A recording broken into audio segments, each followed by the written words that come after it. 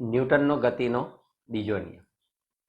પ્રથમ નિયમ આપણને એવું દર્શાવતો હતો કે પરિણામી બાહ્ય બળ જો શૂન્ય હોય તો આપેલો પદાર્થ ગતિની અવસ્થા બદલતો નથી, અથવા જો કોઈ પદાર્થનો પ્રવેગ શૂન્ય જણાય તો કહી શકાય કે આપેલો પદાર્થ સ્થિર કાં તો અચળ વેગી ગતિ કરી રહ્યો છે. ન્યૂટનનો ગતિનો પ્રથમ નિયમ એ બળની વ્યાખ્યા આપે છે. બળ એક એવી ભૌતિક રાશિ છે કે જે કોઈ પદાર્થ પર લાગુ પાડતા તે પદાર્થની ગતિની અવસ્થા બદલાય છે. એનું માત્રાત્મક મૂલ્ય, એનું ગુણાત્મક મૂલ્ય કેટલું એ જાણવા માટે ન્યૂટનનો ગતિનો બીજો નિયમ મહત્વનો છે. ન્યૂટનનો ગતિનો બીજો નિયમ એ બળનું મૂલ્ય દર્શાવતો નિયમ છે. આજે આપણે ન્યૂટનના ગતિના બીજા નિયમ અંગેની ચર્ચા કરીશું. ન્યૂટનનો ગતિનો બીજો નિયમ લખો. તે પરથી બળનો પ્રવેગ સાથેનો સંબંધ દર્શાવતું સૂત્ર મેળવો.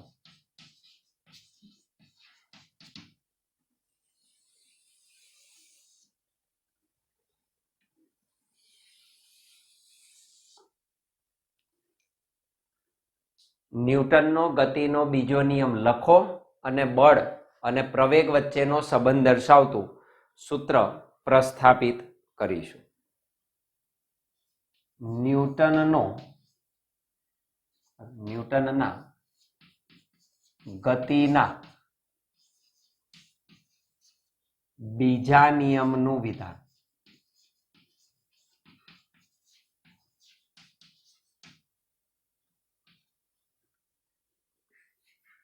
પદાર્થના વેગમાનના ફેરફારનો સમય દર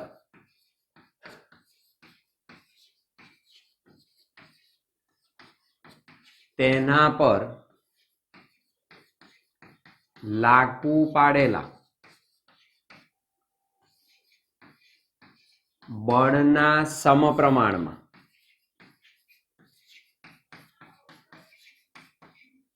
અને લગાડેલા બળની દિશામાં હોય છે. આ ન્યૂટનનો ગતિનો બીજો નિયમ છે. પદાર્થના વેગમાનના ફેરફારનો સમય દર તેના પર લાગુ પાડેલા બળના સમપ્રમાણમાં અને લગાડેલા બળની દિશામાં હોય છે. વધુ સારી રીતે આને લખવો હોય તો આપણે થોડુંક મોડિફિકેશન કરીશું અને એ નિયમને આપણે આ રીતે પણ દર્શાવી શકીએ. પદાર્થના વેગમાનના ફેરફારનો સમય દર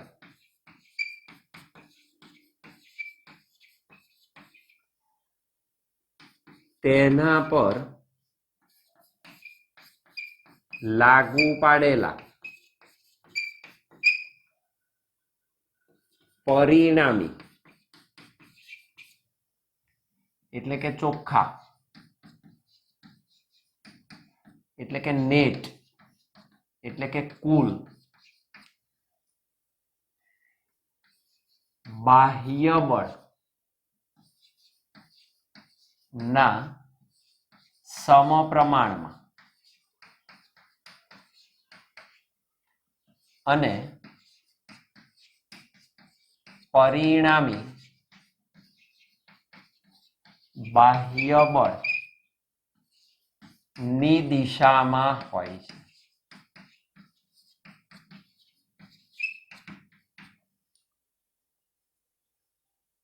આ ન્યૂટનના ગતિના બીજા નિયમનું વિધાનાત્મક સ્વરૂપ રજૂ કરે છે.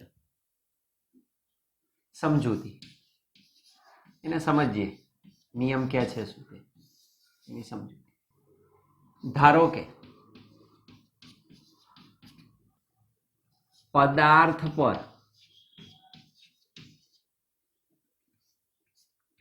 એફ સદિશ જેટલું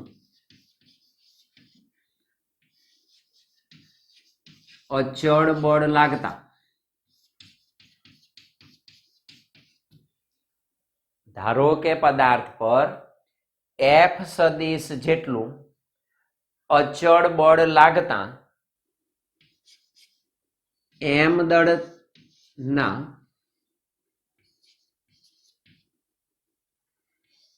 પદાર્થનો ડેલ્ટા ટી જેટલા સમયગાળામાં વેગ વી સદિશ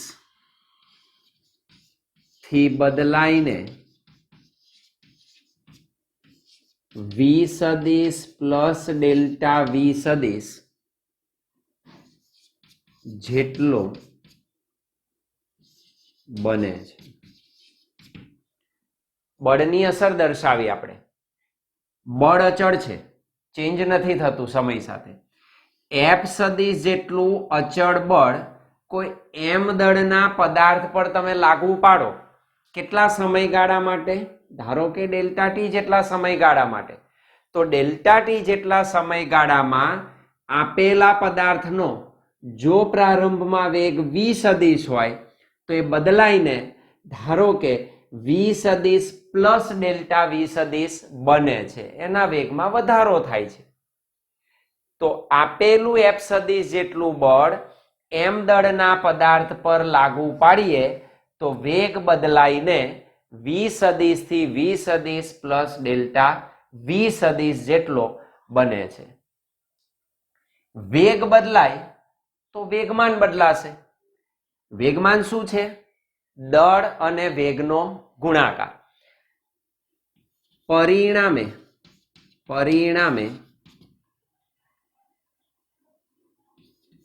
પદાર્થનું પ્રારંભિક વેગમાન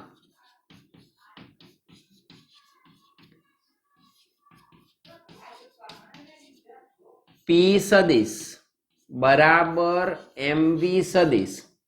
પ્રારંભિક વેગ વી સદિશ છે, દળ એમ છે, તેનું પ્રારંભિક વેગમાન પી સદિશ બરાબર એમ વી સદિશ થી બદલાઈને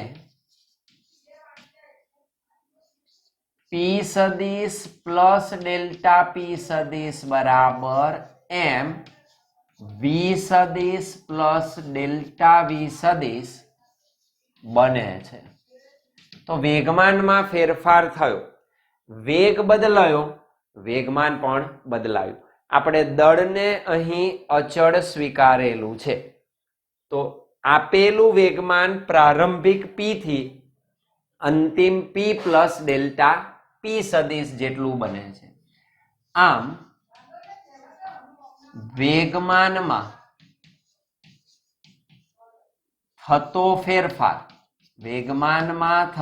ફેરફાર ડેલ્ટા પી સદિશ. કેટલો ફેરફાર થયો વેગમાનમાં? ડેલ્ટા પી સદિશ. પી હતું, કેટલું બદલાયું? ડેલ્ટા પી સદિશ. એટલે કેટલું બદલાય? તો કે એમ. વી તો હતું જ એમ બી, ડેલ્ટા વી જેટલું બદલાયું. તો વેગ ડેલ્ટા વી જેટલો બદલાયો. તો વેગમાનમાં થતો ફેરફાર ડેલ્ટા પી સદિશ બરાબર એમ ડેલ્ટા વી સદિશ જેટલો મળે. તો વેગમાનનો ફેરફાર આપણને ડેલ્ટા પી સદિશ બરાબર એમ ડેલ્ટા વી સદિશ મળે છે. ડેલ્ટા ટી જેટલા સમયગાળામાં એમ દળના પદાર્થનું વેગમાન ડેલ્ટા પી સદિશ જેટલું ચેન્જ થયું, એટલે કે એમ ડેલ્ટા વી સદિશ જેટલું પ્રાપ્ત થાય છે. આપણો ન્યૂટનનો ગતિનો બીજો નિયમ શું કે?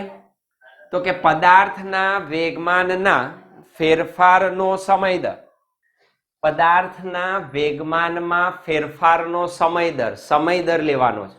આ વેગમાનનો ફેરફાર છે, એનો સમય દર લાગુ પાડેલ બળના સમપ્રમાણમાં અને બળની દિશામાં જ હોય છે. આમ ન્યૂટનના ગતિના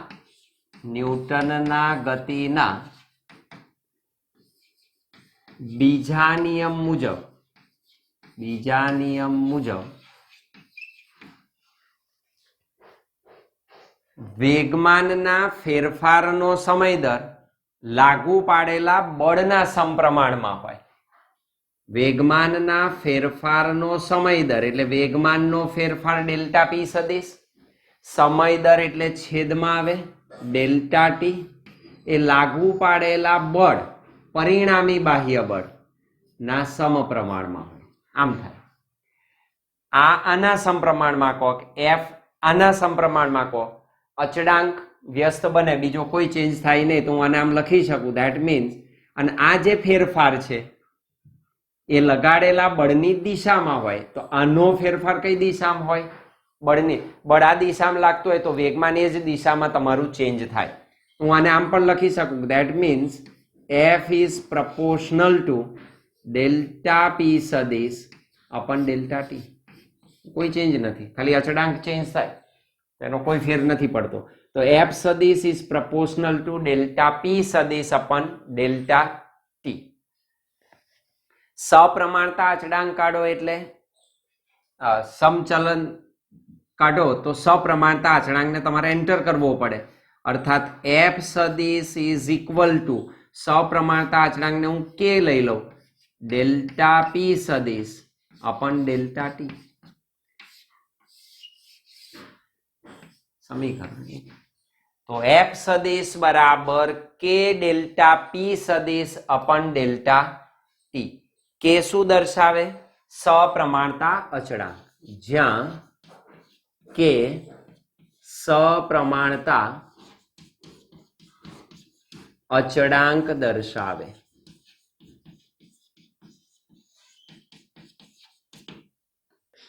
એફ સદિશ બરાબર કે ડેલ્ટા પી સદિશ અપન ડેલ્ટા ટી. વેગમાનનો મોટો ફેરફાર છે. જો સમયગાળો શૂન્યવત નાનો લો તો આ ફેરફાર સૂક્ષ્મ બને. સૂક્ષ્મ ફેરફારના સંદર્ભે આપણે લખી શકીએ, જો લિમિટ, આપણું લક્ષ્ય શું છે? ડેલ્ટા ટી ટેન્ડ્સ ટુ 0, સમયગાળાને શૂન્યવત નાનો કરવાનો, તો ફેરફારનો ગાળો કેવો થઈ જાય? અતિ સૂક્ષ્મ મળે. જો limit delta T tends to 0 લેવામાં આવે તો એફ સદિશ is equal to limit delta T tends to 0 કે ડેલ્ટા પી સદિશ upon delta T is equal to, કે તો અચળ છે બહાર લઈ લીધો, limit delta T tends to 0 delta P સદિશ અપન ડેલ્ટા ટી. આપણે જોઈ ગયા લક્ષ્ય સાથે ડેલ્ટા મોટો ફેરફાર આવે તો ફેરફારનો ગાળો કેવો બને? સૂક્ષ્મ બને. તો આ સૂક્ષ્મ ફેરફાર આપણને પ્રાપ્ત થાય એટલે કે એફ સદિશ બરાબર કે ડીપી સદિશ અપન ડીટી. સમીકરણ 2. સરળતા ખાતર જ્યારે આપણે આને ઉપરથી વ્યાખ્યા લખીએ તો કે નું મૂલ્ય આપણે 1 ધારીએ છીએ, તો સરળતા ખાતર કે બરાબર 1 લેતા કે નું મૂલ્ય આપણે 1 લઈ લઈએ. એફ સદિશ ઇઝ ઇક્વલ ટુ ડીપી સદિશ upon dt. નંબર 3 આ તમારો ન્યૂટનનો નિયમ છે, આને યાદ રાખો, બહુ મહત્વનો. એફ સદિશ બરાબર ડીપી સદિશ અપોન ડીટી. યાદ કરો ફરી વાર, તમે જોઈ શકો ડી અપોન ડીટી ઓફ પી સદિશ થયું. તરત મનમાં આ વિચાર આવવો જોઈએ, વિકલનની ભાષા આવી ફરી પાછી. સૂક્ષ્મ ફેરફાર એટલે વિકલનનું સ્વરૂપ થયું. તો કોનું વિકલન છે? વેગમાનનું. કોની સાપેક્ષ છે? સમયની સાપેક્ષ. કઈ ભૌતિક રાશિ આપે? બળ નામની રાશિ. અગાઉ આપણે શીખી ગયા સ્થાનાંતરનું સમય સાપેક્ષ વિકલન એટલે વેગ, વેગનું સમય સાપેક્ષ વિકલન એટલે પ્રવેગ. અહીં મળ્યું તમને વેગમાનનું સમય સાપેક્ષ વિકલન એટલે બળ. તો અહીં વિકલનનો સંદર્ભ બળ સ્વરૂપે તમને પ્રાપ્ત થાય છે. એનો સંદર્ભ આપણે લખી દઈએ, વિકલનના સંદર્ભે બળ.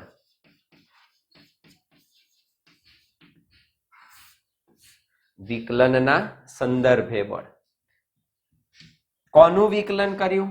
વેગમાનનું. વેગમાનનું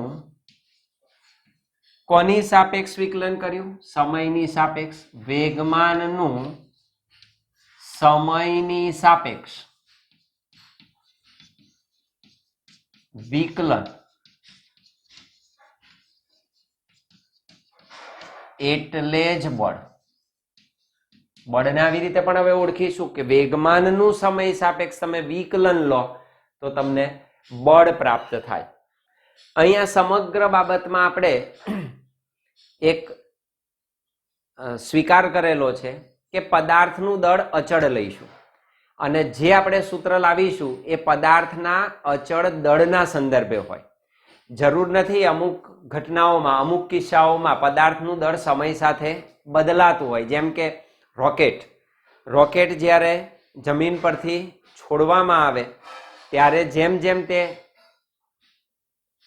અવકાશમાં ઉપર તરફ જાય તેમ તેમ તેના દળમાં શું થતો જાય? ફેરફાર થતો જાય. તો રોકેટના કિસ્સામાં દળ અચળ નથી અને એ સંદર્ભે આપણે જે સમીકરણ મેળવીએ છીએ રોકેટના કિસ્સામાં લાગુ પડે નહીં. એટલે આપણો કિસ્સો માત્ર ને માત્ર અચળ દળ પૂરતો સીમિત છે. જો પદાર્થનું દળ અચળ લેવામાં આવે તો પદાર્થનું વેગમાન, એની વ્યાખ્યા આપણે જોઈ ગયા. પદાર્થનું વેગમાન શું? પદાર્થનું દળ અને પદાર્થના વેગનો ગુણાકાર. પદાર્થનું વેગમાન પી સદિશ બરાબર mv સદિશ. દળ અચળ લેવામાં આવે તો પદાર્થનું વેગમાન પી સદિશ બરાબર mv સદિશ. સમીકરણ 3 માં મૂકી શકાય. વેગમાનની જગ્યાએ પી સદિશની જગ્યાએ શું લખીશું? mv સદિશ. સમીકરણ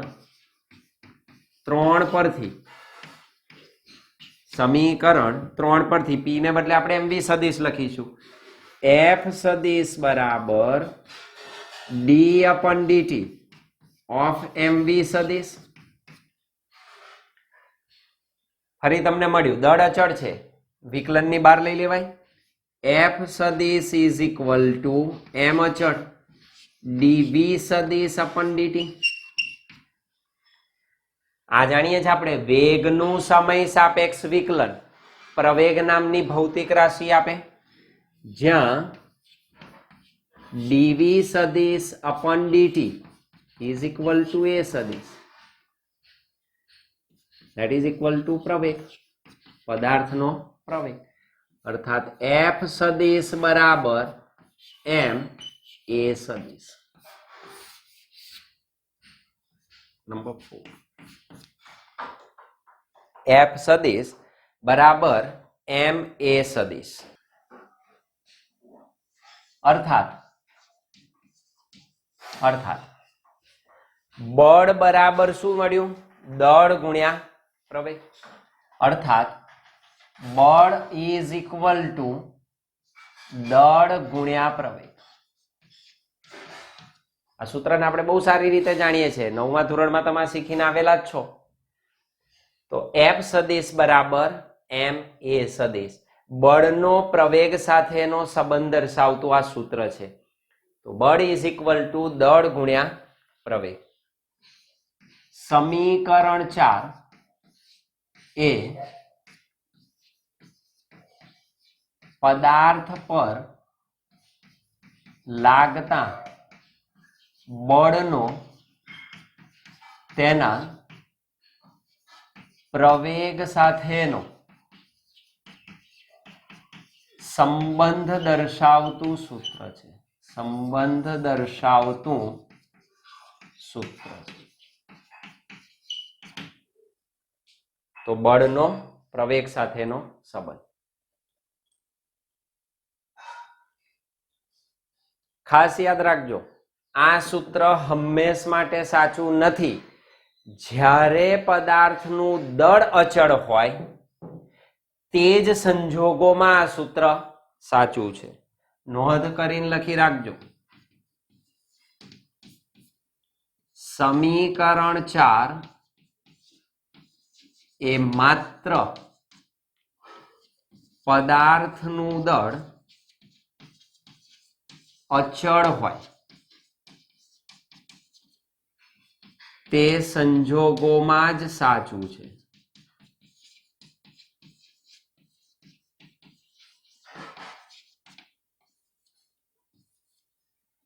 જો પદાર્થનું દળ બદલાતું હોય તો આ સમીકરણ ના વપરાય.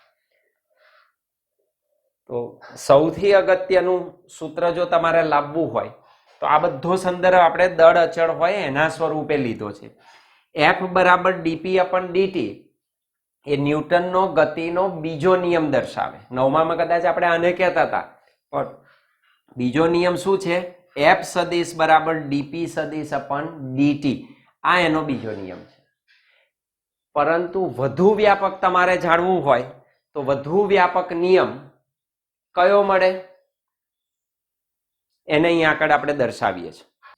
સૂત્ર યાદ રાખો, એફ બરાબર એમ એ. બળ શું છે? માં. જ્યારે પણ કોઈ પ્રોબ્લેમ થાય સૌથી પહેલું કોણ યાદ આવે? માં. માં યાદ આવે એટલે સમજી લેવાનું તમારે કે કોઈક પ્રકારનું બળ લાગે છે. માં યાદ આવે એટલે કોણ યાદ આવે? બળ યાદ આવે. કોઈ વ્યક્તિ હસતો આવે ને રડતો જાય, શું લાગ્યું?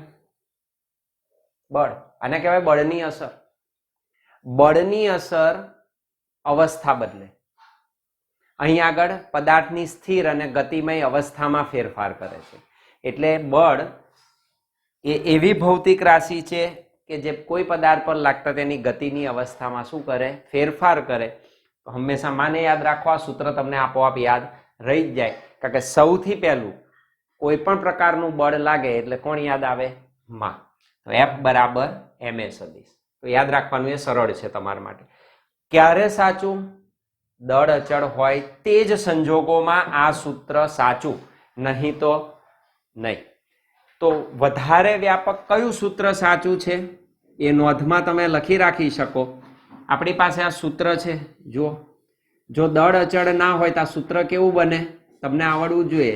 એફ સદિશ બરાબર ડીપી સદિશ અપન DT, that is equal to d upon dt of mv સદિશ. વ્યાપક સૂત્ર શું થાય? યાદ કરો, વિકલન. હવે વિકલન આવડવું જોઈએ. ના આવડે તો તમે ચેક કરી શકો, આપણા વિડીયો છે જ. દળ અને વેગનો ગુણાકાર છે. ગુણાકારનો નિયમ શું કે? એક અચળ બીજાનું વિકલન વત્તા બીજું અચળ પહેલાનું વિકલન. એફ સદિશ બરાબર એમ અચળ વેગનું વિકલન વત્તા વેગ અચળ દળનું વિકલન. આ સૌથી શ્રેષ્ઠ સૂત્ર છે. આ હંમેશ માટે સાચું, કોઈ પણ સંજોગો. અહીં તમારે લાગુ પાડવું હોય આપણા સંજોગોમાં, આપણે દળને કેવું ગણ્યું? અચળ. અર્થાત દળ અચળ છે. આપણે જાણીએ છીએ અચળનું વિકલન શું? 0. તો આનું વિકલન 0 થયું તો આ પદ જતું રહ્યું, તો આપણને મળે એફ સદિશ બરાબર એમ ડીવી સદિશ અપન ડીટી, અને ધેટ ઇઝ એમ એ સદિશ. ધેટ ઇઝ એમ એ સદિશ. તો એટલા માટે આના પરથી મળે. પણ આ હંમેશ માટેનું સાચું, જ્યાં પદાર્થનું દળ બદલાતું આવે સમય સાથે, તમારે આ સૂત્રનો યુઝ કરવો પડે. આ સૂત્ર એકલું ના ચાલે. એટલે આ હંમેશ માટેનું સાચું સૂત્ર છે, જે વ્યાપક સૂત્ર દર્શાવે. ખાસ યાદ રાખજો. જી, નીટ, ગુજકેટ આ બધું તમે જ્યારે આપવા જતા હોય તો આવા સૂત્રો તૈયાર કરવા પડે. આ સૂત્રથી એકલું ના ચાલે. તો જ્યારે વ્યાપક અર્થમાં તમે કોઈ પરીક્ષા કે એની તૈયારી કરતા હોય ત્યારે આવા વ્યાપક સૂત્રો જાણવા પડે, જે માત્ર પુસ્તકમાં ના જોવા મળે. તમારે એનાથી કંઈક એક્સ્ટ્રા જવું પડે, વિચારવું પડે. ઓકે, તો આપણા પુસ્તકમાં આપણે સરળ ભાષામાં વાત કરેલી છે, પણ વ્યાપક આ થાય દળ પણ બદલાતું. મેં તમને રોકેટનો કિસ્સો કહ્યો, તેમાં સમય સાથે દળમાં શું થાય છે? ફેરફાર થાય છે. જેમ જેમ ઉપર જાય દળ ઘટતું જાય, તો આમાં પણ ફેરફાર થાય. તો તેવા સમયે આવા સૂત્રોનો તમારે વ્યાપકપણે ઉપયોગ કરવો પડે. અને વેગના સંદર્ભે પણ છે કે તમારી ઝડપ અહીં જોઈ શકો. આપેલું બળ, દળ બદલાય તો બદલાય, વેગ બદલાય તો પણ બદલાય. તો ઝડપમાં ફેરફાર થાય, વેગમાં ફેરફાર થાય તો પણ એમાં ચેન્જ થાય છે. અને આપેલી ઝડપ તમે જુદી જુદી લો તો દળમાં પણ ફેરફાર થાય. યાદ રાખજો. આપણે એક સૂત્ર બીજા ચેપ્ટરમાં દાખલામાં મેળવ્યું હતું, સચોટ યથાર્થ બનાવ્યું હતું એને સ્થિર દળના સંદર્ભે, જે આઇન્સ્ટાઈને આપેલું છે. આપેલો પદાર્થ સ્થિર સ્થિતિમાં હોય અને જ્યારે ગતિ કરતો હોય ત્યારે દળ બદલાય. આપણું પણ બદલાય છે. કોઈ પદાર્થ જ્યારે ગતિ કરતો હોય ત્યારે એના દળમાં હંમેશા વધારો થાય. ઓફકોર્સ આપણી જે ઝડપ છે એ પ્રકાશના વેગની ઝડપથી ઘણી જ ઘણી ઓછી છે, એટલે આપણને ચેન્જ દેખાતો નથી. બાકી ખરેખર ઝડપ બદલાતા વેગ બદલો તમે તો દળના મૂલ્યમાં ફેરફાર થાય, દળમાં વધારો થાય છે. એ યાદ રાખો.